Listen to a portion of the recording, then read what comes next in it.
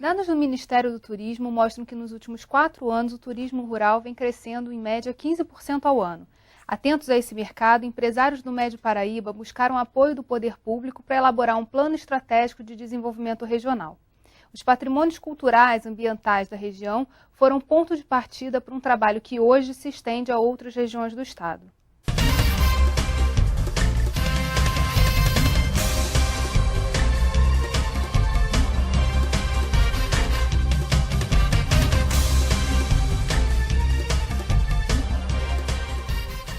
O turismo rural vem se transformando numa alternativa econômica para os empresários do campo. Para conversar sobre esse potencial de geração de renda para o interior, convidamos a diretora do Instituto Preservale, Sônia Matos, o presidente do Conselho de Turismo da região do Vale do Ciclo do Café, Conciclo, Paulo Roberto dos Santos, e o coordenador-geral de convênios da Secretaria Estadual de Turismo, Marcos Pereira. Queria que vocês explicassem um pouco como surgiu esse projeto de recuperação do Vale do Café. Bom, Geisa, na verdade existe já uma atuação da sociedade e dos empresários ali na região que já tem cerca de 15, quase 20 anos. E foi a partir um pouco dessa tomada de consciência dos empresários, fazendeiros e outros segmentos da sociedade que a gente começou a se mexer, vamos dizer assim. Então, de início foi criado o Instituto em 94, com essa proposta de revitalizar as fazendas históricas para o turismo, um turismo sustentável que visasse, sobretudo, o conhecimento da história do Brasil, a educação das futuras gerações e a preservação desse patrimônio e também do patrimônio ambiental que nos circunda lá. Então é um processo que já vem há alguns anos e hoje envolve também os segmentos públicos, as prefeituras do interior, o governo do estado, nas suas diversas secretarias e mesmo o Ministério do Turismo, o Sebrae Nacional. Nós já temos parcerias em diversas esferas. Recentemente foi feito um diagnóstico lá da região. Eu queria que vocês explicassem um pouco o que foi visto nesse diagnóstico e qual a agenda de ações propostas a partir dele. Há vários segmentos da sociedade, como eu falei, que já vem se movimentando e vem investindo. E não só empresários individualmente, mas esses empresários hoje já formam redes, como é o caso do Conciclo, por exemplo, que é um conselho formado tanto pela iniciativa privada quanto pelo poder público, e o Preservale, que é uma instituição privada, e no caso nós fizemos justamente um estudo em parceria com a Secretaria de Estado e com a Light, que é uma das grandes empresas ali da região, visando identificar quais são os pontos fortes, o que a gente já tem para oferecer, e o que esses segmentos necessitam ainda de apoio do setor público, mas não só, e aquilo que existe como demanda realmente. E há coisas que dependem exclusivamente do poder público, que são ações que a sociedade e os empresários não podem implementar individualmente. Paulo, você pode explicar um pouco como é que funciona o Conciclo e qual é a atuação de vocês lá na região? O Conciclo é um órgão que tem na sua formação as secretarias municipais de turismo dos 13 municípios que compõem a região do Vale do Café. Tem como membros também permanentes o Instituto Preservale, associações comerciais, hotelaria em geral, e tem um grande parceiro, o Sebrae. O Sebrae tem nos apoiado firmemente nas nossas ações, no sentido de capacitação. Identificamos agora, recentemente, as necessidades da sinalização da região. Esse é o maior desafio para nós. Com o Conciclo já solicitou ao governo do estado há 4 anos essa sinalização. Nós temos ali a Dutra, que é uma via importante, uma vitrine, né?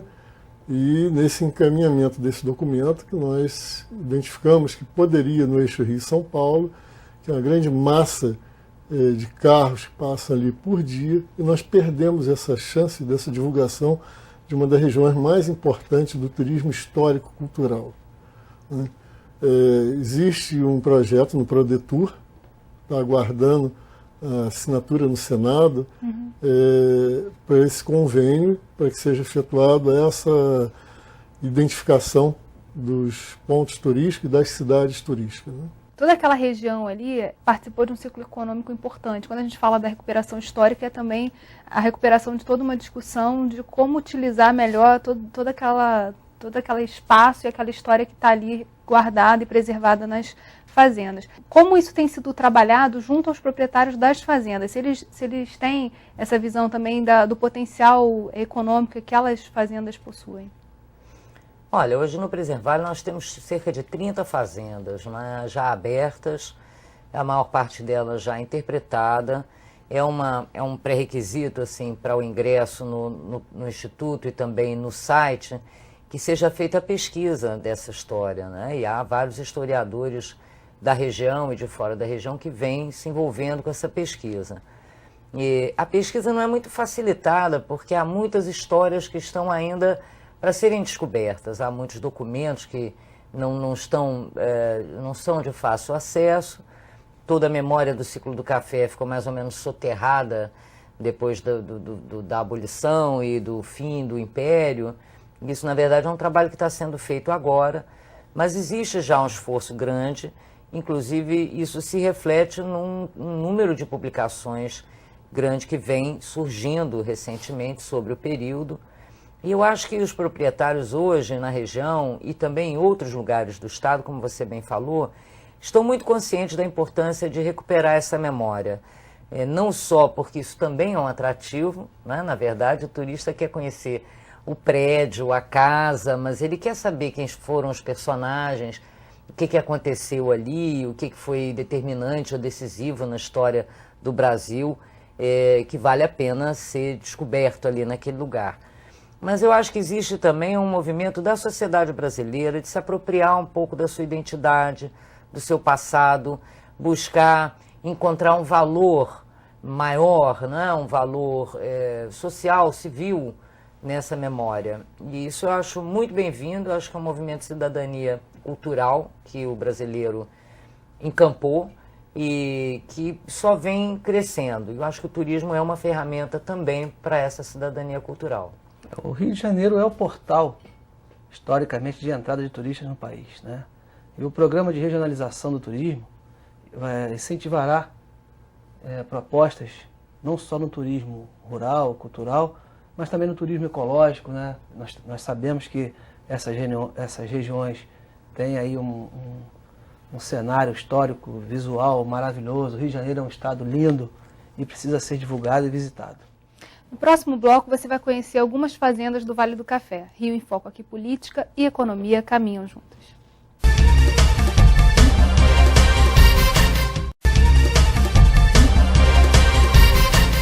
Nossa reportagem foi à região do Médio Paraíba visitar algumas fazendas de café. Vamos ver.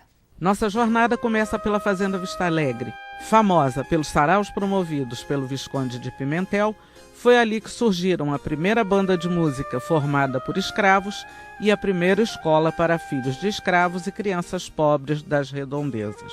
A próxima parada é na Fazenda Santo Antônio do Paiol, onde se tropeça em pedaços da história. A Lei Áurea foi anunciada por este sino, mas a gente não tem certeza de que fazenda era, possivelmente uma outra fazenda da mesma família. A família tinha várias fazendas aqui na região. Aqui, restos dos equipamentos usados para comunicação e estes dos trilhos do bonde que circulava nas terras da família. Neste armário ainda estão os remédios do hospital que tratava os escravos, mas todo esse acervo corre o risco de se perder pelas péssimas condições de conservação. Nesta casa, cupins devoram tudo. O cuidado com o acervo não corresponde à real importância que ele tem.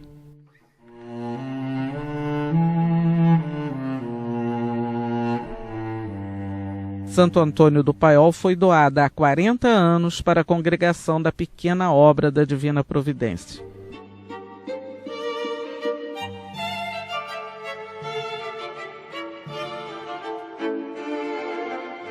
A Fazenda Santa Mônica, com belíssima sede às margens do Rio Paraíba, é uma das mais célebres da história do café, tendo hospedado Dom Pedro II e altas personalidades da corte. Foi aqui, em 7 de maio de 1880, que faleceu o Duque de Caxias. Atualmente funciona como fazenda experimental administrada pela Embrapa e está em processo de recuperação com algumas obras já feitas.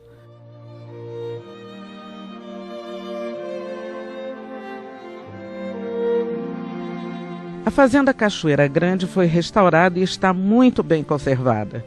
No interior da fazenda, os visitantes fazem uma viagem ao século XIX. Do lado de fora, pode conhecer o Museu de Carros Antigos e as suas histórias maravilhosas.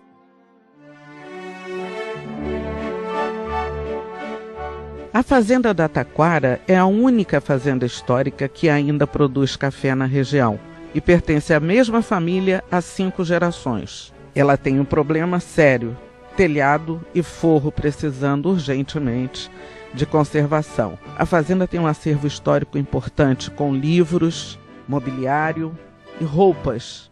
Infelizmente, estão fora dos padrões para uma boa conservação. A Florença é hoje um hotel-fazenda.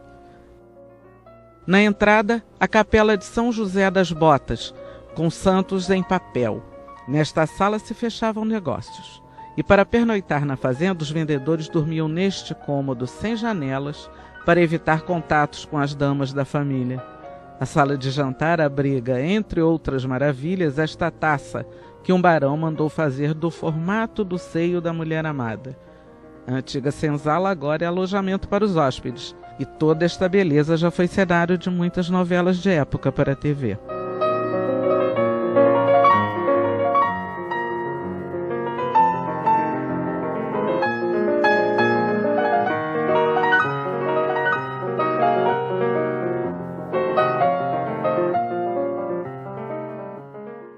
Marcos, dentro do Prodetur, há algum projeto para a recuperação desse acervo cultural histórico dessas fazendas? Um dos principais projetos, ou seja, uma das principais responsabilidades que o novo secretário de Turismo tem pela frente é a execução do Prodetur.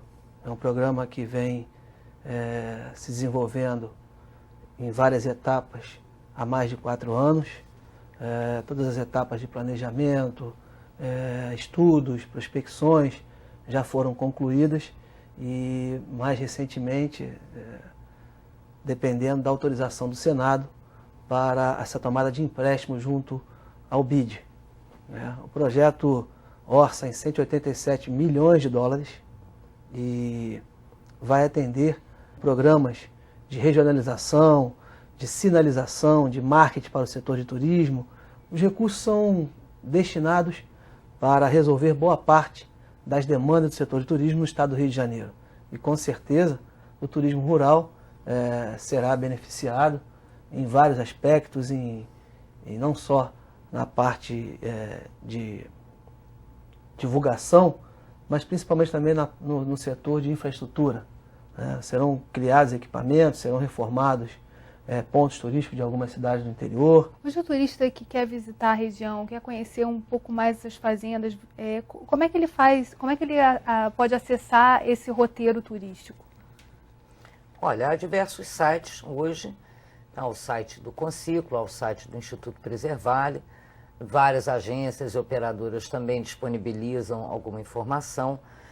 Nós acabamos, dentro do âmbito do projeto Ações Estratégicas de Revitalização do Vale do Café, que fizemos com a Light e a Secretaria de Cultura, nós fizemos um guia, que é uma folhetaria bastante completa sobre a nossa região, que contém um guia de hospedagem e alimentação de cada quadrante do vale. Nós temos uma região bastante grande e foi necessário esquadrinhar essa região para que o turista não fique rodando ali perdido. E ao contrário, para que ele possa aproveitar todas as áreas onde existem polos de hospedagem e também entretenimento, áreas de interesse cultural, ecológico, de lazer, além das fazendas históricas. Então, nós fizemos um guia que compreende não só o atrativo das fazendas, mas também outros atrativos culturais como museus, casas de cultura, lugares públicos e privados de interesse cultural, ambiental e também de entretenimento, lazer e gastronomia. Esse folheto, assim como as informações que resultaram nesse material, ou seja, as pesquisas, os dados que foram levantados, estão no site do Preservale, que é www.preservale.com.br. Essa roteirização é importantíssima porque ela dá um norte ao turista, né? Antes desse projeto, o turista ele não conseguia visualizar pela amplitude da área, ele não conseguia visualizar como ele se localizar na região. Então ele ia para Rio das Flores, depois ele ia para Vassouras e depois ele ia para Barra do Piraí. Ele não tinha uma referência para que ele pudesse ter o maior aproveitamento possível em cada município, né? Com essa roteirização, ele sabe que ele pode, em Valença, no município de Valença, que é um município muito grande, é o terceiro maior município em extensão territorial do estado do Rio, ele pode ter uma economia de tempo, ele pode visitar 2, 3 fazendas no mesmo dia. Estando em Rio das Flores, ele também está próximo a Valença, então ele faz um roteiro Valença, Rio das Flores. Se ele for a Vassouras, ele tem Barra do Piraí, que está entre Valença e Vassouras, que ele também se localiza. Vai na linha da integração dos municípios também para sua própria divulgação, quer dizer, você não pensar cada município divulgando sozinho o que ele tem de acervo e de possibilidade, mas... Esse problema da identificação dos principais pontos turísticos não é só dessa região do Vale do Ciclo do Café, né? É verdade. Acho que todas as regiões do estado, do Rio de Janeiro, principalmente no interior do estado do Rio de Janeiro, existe essa grande demanda, ou seja, a política de regionalização, de informação, de identificação das necessidades de cada município e da vendagem dos serviços de turismo em todo o estado do Rio de Janeiro. Os engenhos de açúcar na região norte fluminense também já começam a ser recuperados. Vocês vão ver no próximo bloco, não saiam daí. Rio em Foco, aqui política e economia caminham juntas.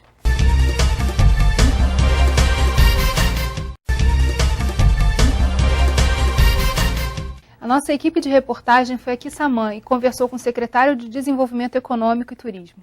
No dia da nossa visita, o secretário Haroldo Carneiro da Silva recebia também uma comitiva de franceses da Bretanha. Eles vieram fazer uma preparação para a vinda de empresários franceses e também do presidente da região da Bretanha, que provavelmente virá em setembro, juntamente com o presidente da Federação das Indústrias da Bretanha. Eles estão prospectando lugares para investimento e escolher o Brasil na América do Sul, dentro da América do Sul, escolher o Rio de Janeiro. E estão visitando o estado para identificar oportunidades de negócio. O royalties do petróleo um dia acaba junto com o petróleo, que é uma indústria finita. Então nós estamos buscando desenvolver diversas atividades econômicas.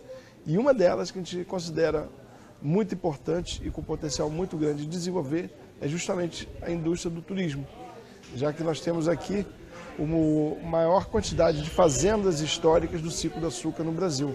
São mais de 20 casas de fazendas do século XVIII, século XIX e início do século XX. Em 2005 nós fizemos uma cooperação com o Instituto Preservale e que aqui trouxe um pouco do know-how que é desenvolvido lá no Vale do Café, na região de Vassouras, Valença, né?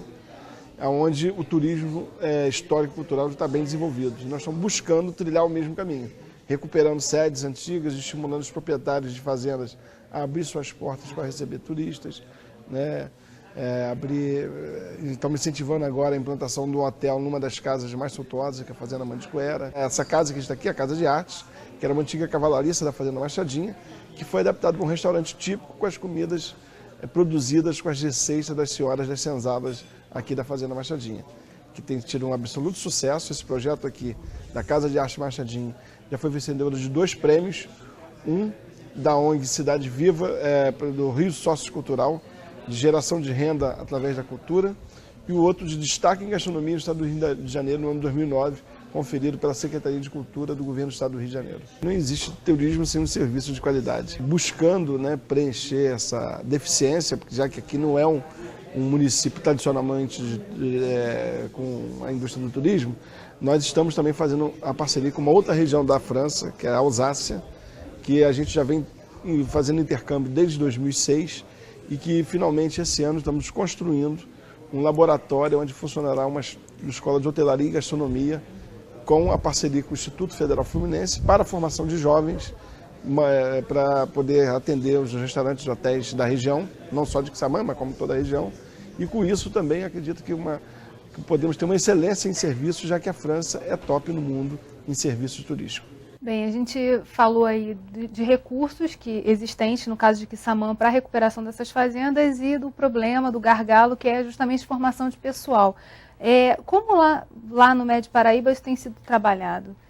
Capacitar pessoas para atuar nessa área de serviços turísticos.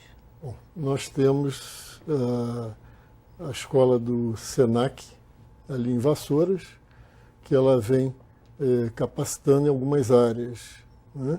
A área de panificação, a tecnologia de alimentos, controle de alimentos, mas nós temos uma carência, que seria a capacitação, porque nós gostaríamos muito de ter a presença do SENAC na nossa região. O Instituto Preservale, no qual sou vice-presidente, está atento e nós temos um pleito em relação à Fazenda Santa Mônica, que foi mostrada, né, que é um espaço de quase 2.000 metros quadrados de área construída. São 3.000. São 3.000 metros de área construída. É um espaço importantíssimo, né? Nós temos camadas da história com os proprietários da fazenda, que foi o Barão de Juparanã, genro do Duque de Caxias, né? E é uma fazenda que já teve seu telhado restaurado, né? Então a casa não cai mais, né? Já houve um projeto e processo de descupinização da casa, mas o Instituto Preservale e o Conciclo, nós temos como um sonho, né? Seria uma escola de hotelaria situada nessa fazenda, né? Acredito que atenderia a demanda e com uma vantagem. O SENAC hoje ele presta um serviço fantástico, né?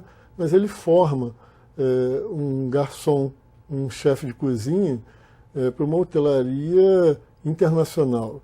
A característica do turismo em fazendas históricas, a gastronomia é diferente, né?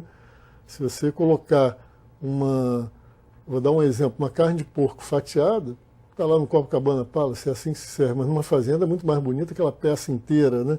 Então o que nós percebemos é que a nossa necessidade ela não é atendida por uma falta de uma estrutura regional. Na verdade, seria uma escola que atenderia a todo o país, porque o turismo rural, assim como o turismo histórico, cultural, ele carece de uma formação específica.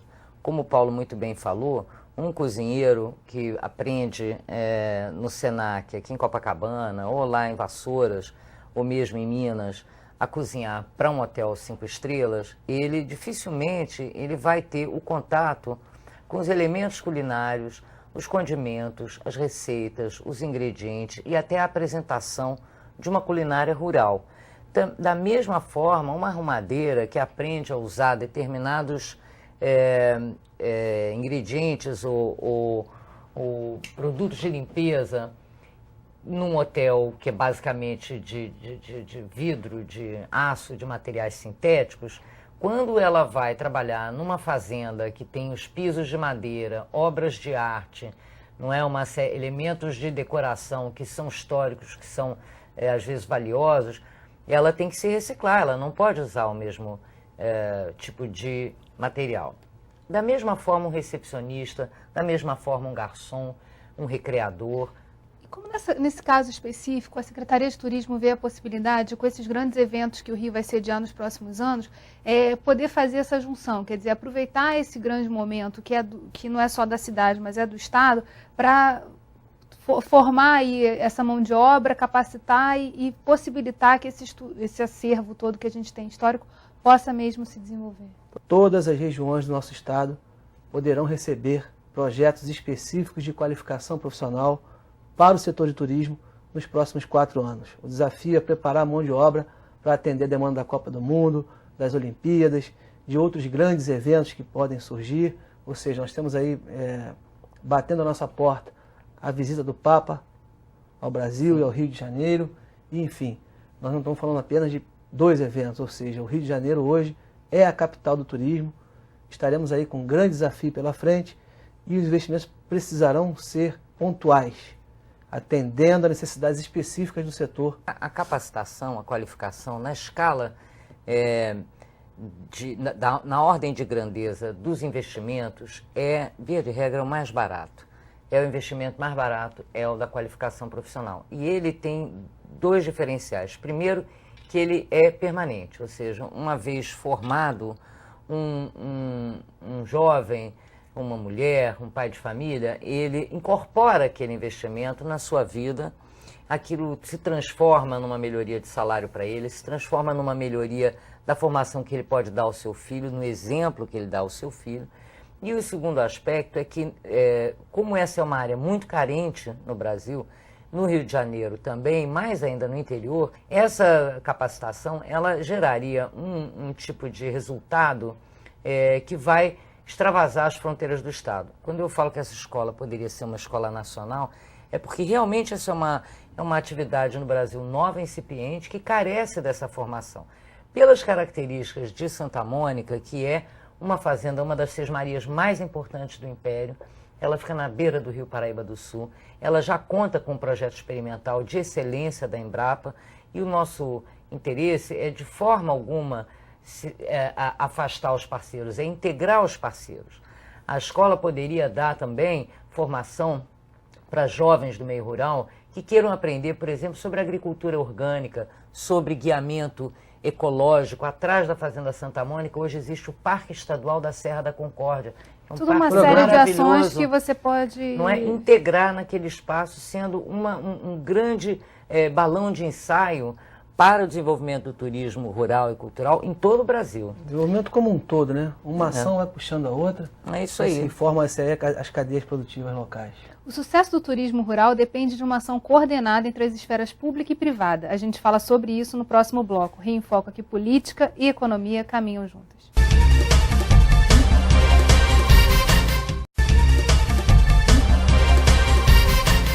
Com os eventos programados para os próximos 4 anos, Rio de Janeiro vai abrigar milhares de pessoas.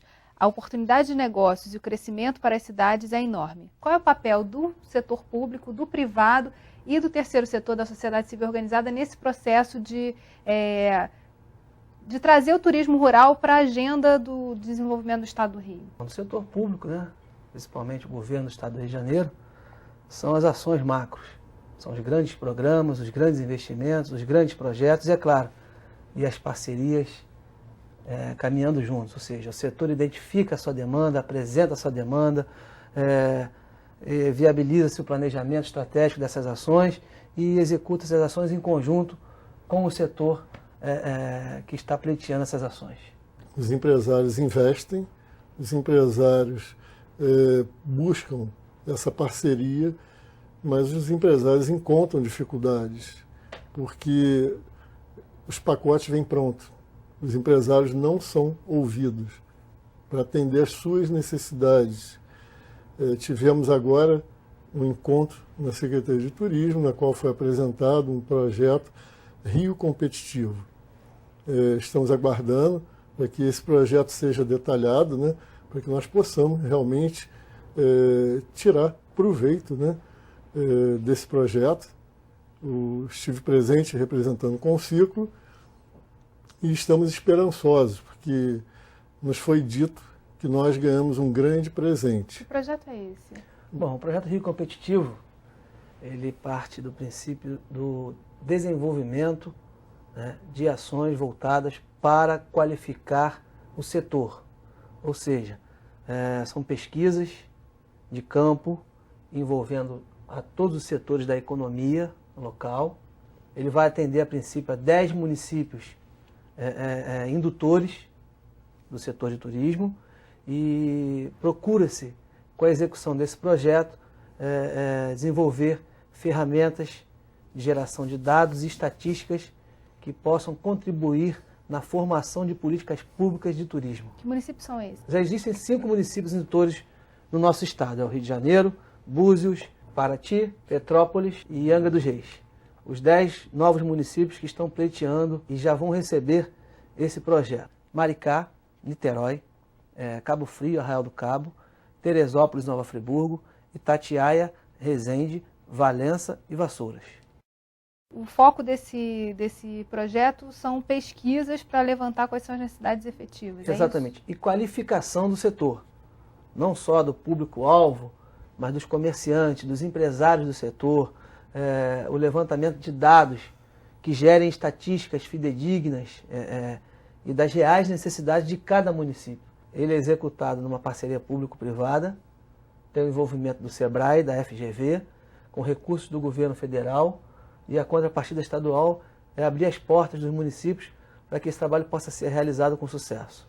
Nós ficamos felizes porque, segundo o Marcos falou, o empresariado vai ser ouvido, porque até então o empresariado é muito pouco ouvido. Nós recebemos muitas vezes consultores que vêm com fórmulas, com pacotes inspirados em outras regiões turísticas e que não se adaptam à nossa situação, à nossa condição. Então, segundo o Marcos, esse projeto, né, ele vai atender ao empresariado, né, porque o empresário sendo ouvido, ele vai realmente dar o seu diagnóstico, o seu depoimento. Nós acreditamos que o programa de regionalização não vai dar certo sem a participação do setor. Queremos opinar, Marcos, porque, inclusive, corrigir algumas distorções, tipo, nós temos um conjunto arquitetônico fantástico. Além da Fazenda Santa Mônica, nós temos a igreja, que fica a menos de 300 metros. Em Juparanã, né? Juparanã, que é um distrito lá de Valença. Essa igreja, ela teve a tutela, né, financeira do Barão de Juparanã, na época, no século XIX. Nós temos uma belíssima estação ferroviária em Juparanã. E num raio de 2 quilômetros, nós temos um conjunto arquitetônico que tem uma mácula. Nós temos uma cicatriz, que é um prédio belíssimo, que é o prédio chamado Prédio da Princesa, na qual a Princesa Isabel ficava hospedada, e esse prédio hoje ele é ocupado por uma clínica de dependentes químicos. Isso é uma grande distorção, porque nada contra uma clínica de dependentes químicos, pelo contrário, apoiamos, mas não num prédio histórico, no qual nós somos impedidos, eu como presidente do Conciclo e vice-presidente do Instituto Preservale, não tenho acesso a esse prédio, né? Nós não temos. Então nós esperamos que seja corrigida essa distorção para que nós possamos ter essa grande integração desse patrimônio em Juparanã. Justamente esse projeto, Ações Estratégicas de Revitalização do Vale do Café, nós desenvolvemos com esse objetivo de oferecer aos setores públicos e também aos setores privados, ao terceiro setor, um leque de diagnósticos, de análises e de avaliações e sugestões que respondem por vamos dizer assim, é um estudo pioneiro, mas é um estudo muito consistente. Nós envolvemos uma equipe enorme, estatísticos sênior do IBGE, dos melhores museólogos brasileiros, dos melhores arquitetos com especialização em patrimônio, gente da área de negócios, da indústria criativa. Nós temos um conjunto de sugestões ali e de indicações de projetos que deve ser analisado pelo Rio Criativo. Até porque esses indicativos serão aproveitados.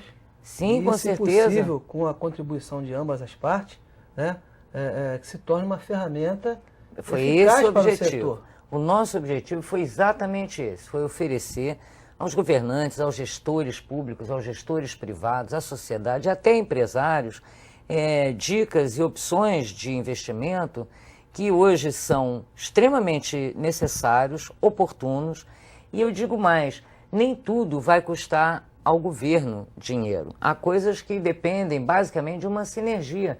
O Paulo colocou muito bem aí a questão de Juparanã, por exemplo, que é um distrito hoje muito prejudicado na administração de Valença, e é um distrito que tem uma força, um potencial cultural, histórico e ambiental tremendo. Ele tem um conjunto patrimonial fascinante, ele é cortado por uma estrada de ferro ativa, tem 3 estações, além da estação de Juparanã, tem a de Barão de Vassouras e tem a de Lacerda.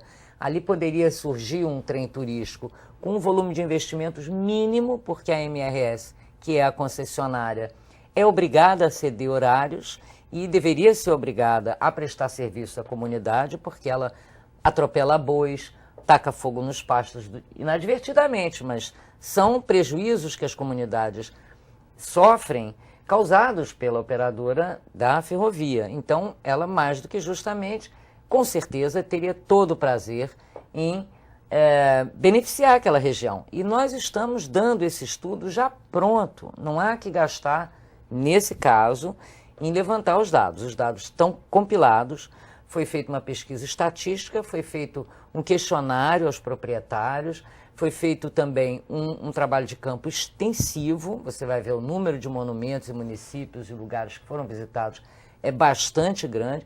Então, é uma ferramenta que está pronta para uso. Só complementando, a contrapartida do Estado entra exatamente nesse ponto, em abrir as portas desses municípios, abrir as informações para que esse projeto, né, tenha êxito, que seja repleto de êxito. Então, esse levantamento, todo esse estudo que já foi feito, ele será com certeza aproveitado e o setor será ouvido, né, e participará efetivamente do resultado das ações a serem implementadas, enfim, e executadas em nosso Estado. Eu acho que a gente chega aí ao ponto de convergência, e aí já chegou também o final do programa, está na hora de encerrar. Eu queria agradecer a sua presença, Paulo, Sônia, Marcos, e a você que ficou com a gente até agora. O Rio em Foco é um programa do Fórum Permanente de Desenvolvimento Estratégico do Estado. Para acompanhar os nossos debates, acesse a nossa página na internet ou as nossas redes sociais. Você também pode assistir esse programa no site www.rioemfoco.rj.gov.br e pelo www.tvalerj.tv. TV Alerj, o canal do povo fluminense. Até a próxima.